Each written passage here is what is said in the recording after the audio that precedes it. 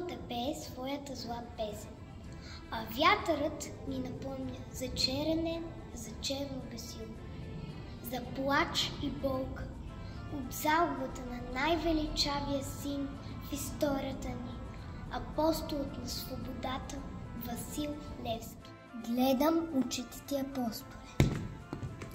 Те са като моите. Иска ми се да дойдеш след нас и да ни бъдеш учител и водач. И днес ние, българите, живеем в мрачно и разделно време. Нямаме посока. Сежби, лъжи, болести, къвки. Ако ти до нас си, апостоле, ще имаме вяра и надежда в утрешния ден. Гориш и светиш в сърцата ни, апостоле. Никога не ще избледнеш в народната памет. Ти си гордост и българска светиня, апостоле. И свеждаме глава, смирени, с почет и поклон като пред икона.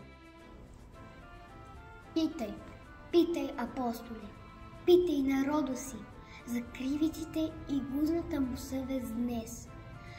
Но ние, децата на майка България, сме новите българи.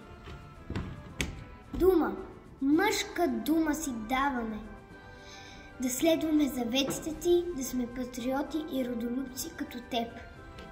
Та да съградим една нова България с чисто небе, розови градини и щастлив народ.